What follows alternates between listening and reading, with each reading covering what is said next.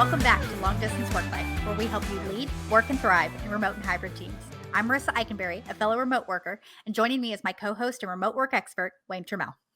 That would be me. Hi, how you doing, lady? I'm great. How are you? I am good. I'm really excited about today's topic. I am too. So, for those of you joining us, we're actually continuing a conversation that started on our last episode of Wayne and I together. And we discussed his book, Long Distance Teammate. So, make sure to go back and listen to that episode if you haven't. And there's one topic in the book that I thought was so important and interesting that I wanted to break it out into its own episode. And so, today we're going to talk about ethical visibility within remote teams. And so, the first question I want to start with, Wayne, is what is ethical visibility? Okay, so I think universally it is agreed that for managers, the biggest challenge when you've got some people in the office and some people remote or everybody is literally out of sight, out of mind. Makes Right? sense. We are visual creatures. It's not that I am ignoring Marissa. I'm just literally not thinking about her at this moment. Right. Right. And when we work in the office, there are visual cues. I see you walking across the room and go, aha, I need to talk to her. Or, you're banging your head on your monitor and I need to go, perhaps I should check on her and make sure she's okay. Right. Or back away slowly. Conversely, for teammates and individual contributors, it can very often feel like we're in the void. And perhaps in the office, we were in the thick of things. We were always included in meetings and people would ask us questions and we got the cool assignments. And all of a sudden, we're not on that project team that sounded so cool. Mhm. And people aren't asking us things. And we are literally invisible largely to our teammates. Okay. And this can lead to some interesting challenges like the formation of cliques, where the people in the office are kind of the home team and they get all the cool assignments. And the people who are remote, they get left alone to get their work done, but they don't feel as much as part of the team. Right. And so, how do you overcome that? Well, the way you overcome that is to become visible to your manager, to your teammates. Okay. The visibility part is fairly simple. The problem is that so many of us have been taught, don't brag, don't draw attention to yourself, Yep. keep your, the nail that sticks its head up gets whacked with a hammer. And most importantly, we have been taught something that is patently untrue, Mhm. which is if you just keep your head down and do a good job, the work will speak for itself. And it never has, and it never will be enough. Right. The thing is, when you are visible, physically visible to others, and the work is good, there is a connection that gets made. Yes, that makes sense. A lot of us can toil in the vineyards doing really good work, and nobody really knows what we're doing or how much we care or whatever. So the key we added to this is not just to be visible, but do it ethically, do it in a way that isn't selfish, that isn't attention seeking per se. I mean, yes, I want attention for my work, but it's not like, look at me, what a needy little weasel I am. It's not about that. Right. So how can we do that? Well, it takes a little practice, and this is really important to me because I don't think there is anything in my career that has been as important Mm-hmm. as doing this. Okay. Uh, and so let me tell the story first, and then I will explain how you do it. Because Perfect. there are three factors, I think, to being ethically visible. My first big boy job, I worked at a company that had different divisions around the country, and we were a very small, unimportant part of that on the West Coast. But the company was bought and sold several times in Okay. a short period of time.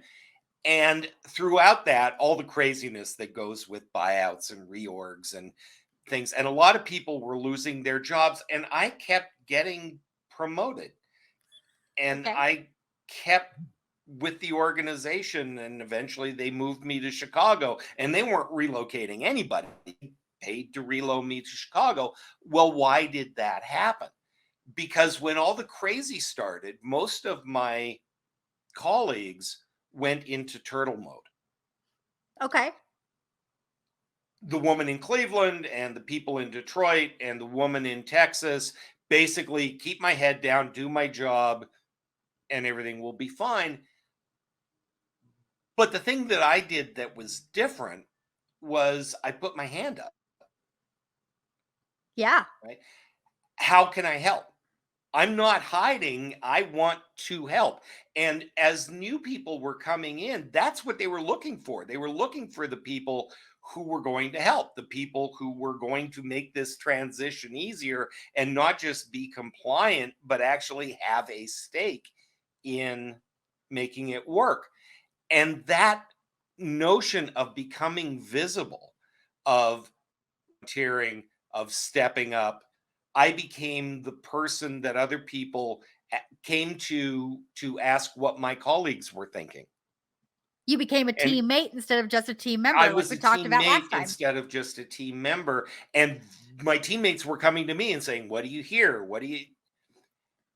And even though I was literally the only person with my position in the LA office, Mhm. I had a visibility to the rest of the organization that most of my peers did not have. There you go. And yet I am a good raised Baptist boy who keeps hearing my mother's voice in my head every time I draw attention to myself. And so, how do I do that and not be a weasel about it? Mhm. And I think there are a couple of factors that, so here is your about how do you do that? Perfect. The first thing I think is it's about the team. It's not about me specifically, it's the team. Okay. So what can I do to And benefit the team? so, how is what I'm about to do benefiting the team? And is it seen as benefiting the team? And a really simple way you can check that, listen for the language Okay. that you use. For example, if I have a question, if I think they're doing something just asinine, and I go, I don't think this is a good idea, Yeah. versus, I've been talking to my colleagues and we have questions. That's a totally different mindset. It's a different mindset. I versus we. It also gives the team credit. We have been talking and we think, Yeah. I think, here's what we should do. But the I versus we, us versus them, those types of words, language is extremely powerful. And I know that I'm a writer and I get all geeked out about this stuff, but the words that we use are really important. So the first thing is that ethical visibility is ultimately about the team. So you're thinking teammate versus individual contributor to Right. get to the conversation that we had 2 episodes ago. Go look it up. We'll put a link The in the show notes. second thing, and I'm not looking at my notes, so I'm doing this from memory, but I think the second thing about ethical visibility is that it really tries to stay focused on the work. Okay. And it's about that productivity piece, right? We need to make sure that everything else is about the work. Nobody cares what you think if it's going to get in the way of the work getting done and the collaboration. Right. And the third thing that stops you from being a weasel is it needs to be appropriate to the team culture. This is one that I struggle with. Okay. And here's why I struggle with it. I for good or evil, and on certain days it's both. I am a very strong personality. I appear far more extroverted than in fact I am. Mhm. And I'm very high energy and I'm usually always looking for the joke. And that's not always the appropriate response. Yes. And really important on teams that stress harmony over conversation. Okay. If you think about Patrick Lencioni, Five Dysfunctions of a Team, one of the worst dysfunctions is a fear of conflict. That it's really important that everybody get along. And sometimes conflict can be good or Well, helpful. conflict by definition is good because, I mean, again, go into my giant box of cliches. Uh, a match doesn't light without friction. Yeah. You, I mean, conflict is simply there is a difference Right. between what one person wants and what somebody else wants. That's not necessarily bad. That's how you get good ideas. That's how things change. Mhm. That's how you help and train people. But if you're willing to acknowledge that, right? If it's more important that everybody get along. So even though I think my idea is really good, but I don't want to make Bob look bad. Okay. So all of a sudden I'm not contributing, I'm not stepping up. And so then the team isn't getting the benefit of The whatever it was team that you isn't wanted to getting the say. benefit. And if I'm sitting in the office and Alice is doing her thing and I roll my eyes, my manager might say, Wayne, you sound like you have do you have something to say here? And then I would contribute that. But I'm on a Zoom meeting and maybe my camera's on and maybe it's not. But Alice is going on doing what Alice does. In cyberspace, nobody can hear you scream. Right. And so I may not. Now, on the other hand, if you have a team full of really strong personalities and people are perfectly willing to pull and push, and we have people on our team that you need to be very gentle in the way you approach things, and Of we have course. other people who are decidedly not.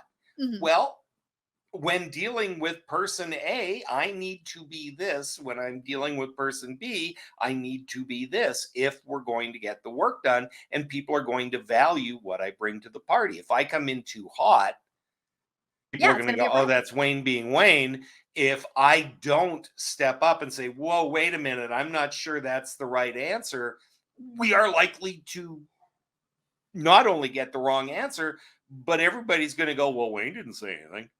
Exactly.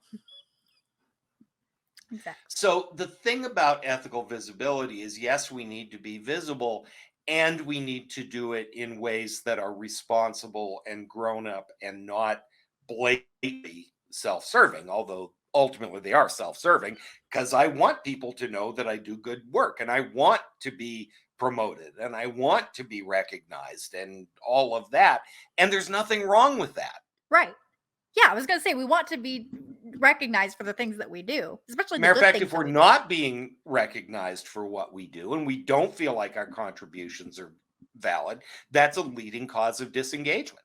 Yeah, we start quietly quitting, as we've talked about in a previous episode. Exactly right. And so that balance, and it Mhm. is a balance, and so, Wayne has been known to go too far in some things, but generally speaking, that's what raised me above my peers. Yeah, While at the same time, they would acknowledge that I was being a good teammate because I was taking some of the hits. right. Which is They're also, busy yeah, I mean, to cowering under their desks, and I was standing there going, and so when we think about hybrid teams, for example, it's very easy for the manager. Line of sight is literally how our brains are wired. And so it's easy for the manager to say, oh, I'm going to give this job to Bob because he's sitting right there. And if he has questions, he can come justify it all day long. But maybe Bob isn't the right person for that job. right.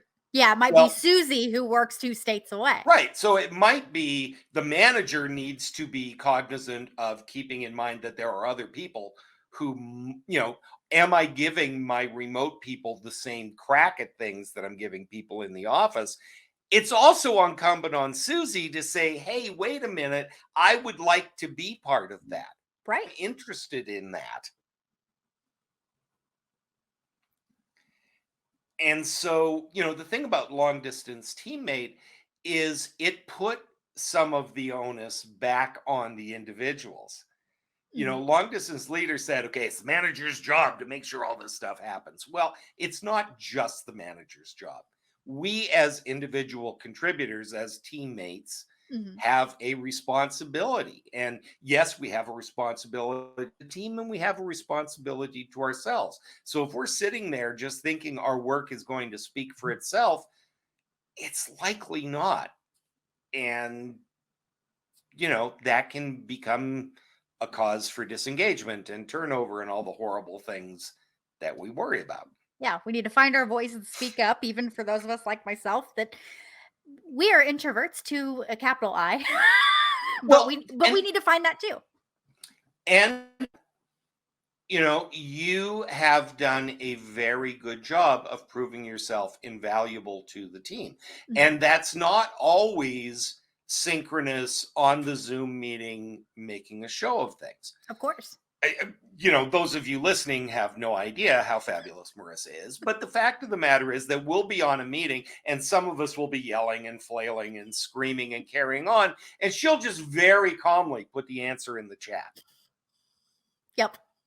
or drop a link to what we're talking about. Because while we're busy flailing and arguing, she's saying, hey, she's adding value synchronously, but not obviously. Yeah, because I know that if there's a lot of conflict or stuff going on, I'm not gonna get a word in edgewise. I don't even try. That's just Nor do not you my want to. yeah, nor do I want to. Like I'm not a yeller. I'm not like I don't do that. But it's like the chat is right there. Here's the answer. Bye. like And you can remain visible. It's very simple things, Mhm. right? Things like contribute, but you don't necessarily have to jump into the fray. You can use the chat. Um, are you using your webcam?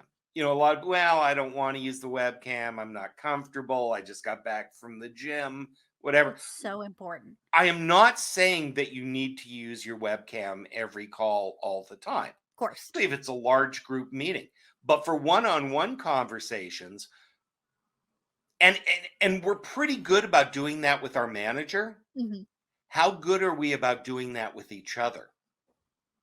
Absolutely. Right? It matters that I haven't seen Angie in forever Mhm. because we don't talk that often. Right. And sometimes a quick phone call is the answer, and she hasn't got good Wi-Fi and all that's great. But when I get the chance Mhm. to actually talk to her and see her smiling face and make fun of whatever I'm making fun of that day, um, that helps. That matters.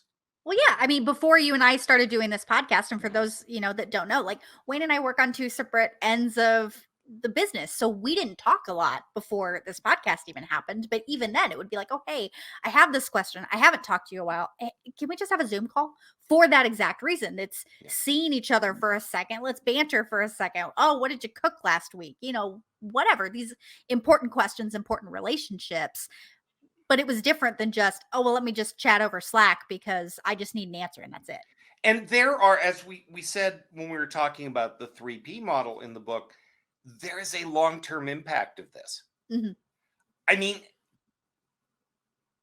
I will bet you that there are people on this who respond to my call before they respond to other people's because they know if nothing else, at least it'll be somewhat amusing. That's probably true. And do not underestimate that, right? I know if I reach out to certain people, they're going to respond to me before they respond to somebody else because we've built the relationship, because I am relatively fun to work with, Mm, because you know, they know who I am. mhm. And Yeah, there are long term positive business work impacts as a result. absolutely. Yeah, we get stuff done a heck of a lot faster if you like who you're talking to. And that's with talking about what did you cook for dinner Right. last night and how's Wrexham doing. Exactly. Yeah, exactly. So, given all of that, is there such a thing as overdoing it? Oh, of course there is. Okay, so what does that look like? Nobody wants to look needy. That's fair. Right? Nobody wants to constantly be that person. Uh, it's funny when we've all been on Zoom calls and everybody's kind of quiet, nobody's saying anything. So all of a sudden you have the team lawyer. Okay. That's the person who, well, nobody else will answer, I'll answer. Oh, I'm not gonna lie. I think sometimes I am that person. Go ahead. Well, but why do you do it? Because you're No one trying to else has help. said anything. You're trying to help. Yeah. You're trying to not make the boss feel bad because nobody's responding, so you'll respond, right? We Mhm. get this in training all the time. There's like two people who answer all the questions and everybody else kind of lets. Yeah. Well, and I will admit I'm one of those people that, I try not to do that super often because I know that I am that person. Like growing up in school, like I was the teacher pet kind of person. That's just me to a T. But I'll wait a beat. And then if nobody says anything, well, okay, I'll do it. Like I and have the answer and I've given opportunity for somebody else to say anything. And if they don't, okay, well, then I guess I'll do it. and again, you can say, hey, I think it's this, but Alice, you were at a meeting too. What did you think? Absolutely. So that you can help include people on this. That's a great point. There are a lot of ways to do this. And it goes back, if we think about what is ethical visibility, number one is it's about the team, it's not about you. And if Right. you feel like it's becoming about you, it probably is. Yep. Self awareness for sure. So, what kinds of things can do to like avoid that or to keep it in check other than just not saying the answer all the time? Just, just periodically take stock of how am I seen? How am I seen by my manager and how am I seen by my teammates? And as odd as this sounds, ask. Okay. When you have your one on one with your manager, am I participating enough? Am I, I feel like I'm over contributing. Is that one on one with your manager is a good time to do that. When you get off a meeting and you go, oh, hey, that didn't go so swell. Do you have somebody that you trust on your team that can go, did I mess that up? Yeah. Did I do okay? Did I handle this Right. okay? And that seeking feedback helps to build the relationship. I mean, that's all part of being visible to each other. That's awesome. So, I know that we've talked a little bit earlier about, as a worker, as a teammate, we want to be recognized and that it's really important to do so. So, what can leaders do to recognize their remote workers? I think there are a few things. The most obvious thing is to remember to do it. Uh, Fair. Seriously, when Yeah. you're in the office and you see Bob on his way to the coffee machine, your brain goes, Bob, oh, I should say something to him, or I should give him an attaboy, or whatever. So the first thing is, are you cognizant of recognizing? The other thing, though, is that when you're remote,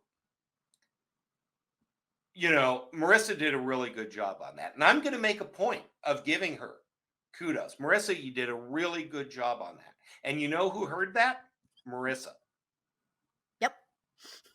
right? So, yes, Marissa got the strokes from the manager, and the manager says, well, wasn't I a good boss? And gave her kudos, which is true, but that doesn't benefit the rest of the team. They don't know what a good job you did. This is actually kind of going into something and we used to have an app on our Slack called Matter. We no longer have it for a multitude of other reasons, but it did have a channel that was called Kudos for this exact thing. You and I worked together on a project and I could go in there and say, Wayne did really great answering my questions so that way we could get this project done.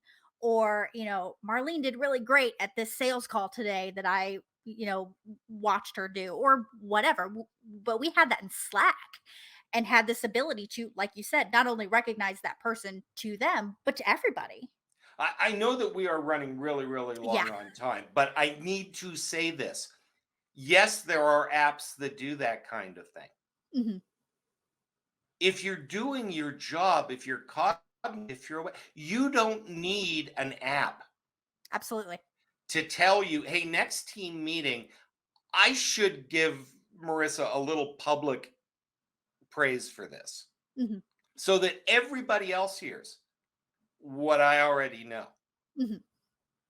And they go, oh, our teammate is really smart and whatever, and that goes into the memory banks, and so there is no doubt that they understand your competence and your loyalty and all of that good stuff. Now, as a leader, you don't want to put a spotlight on somebody who doesn't want the spotlight. You need to be responsible about how you do this, Hmm. but you're the one as the boss who is in position to make sure that everybody gets the same information Right. and that things get transmitted the way that they should. That's your job as the boss. Right.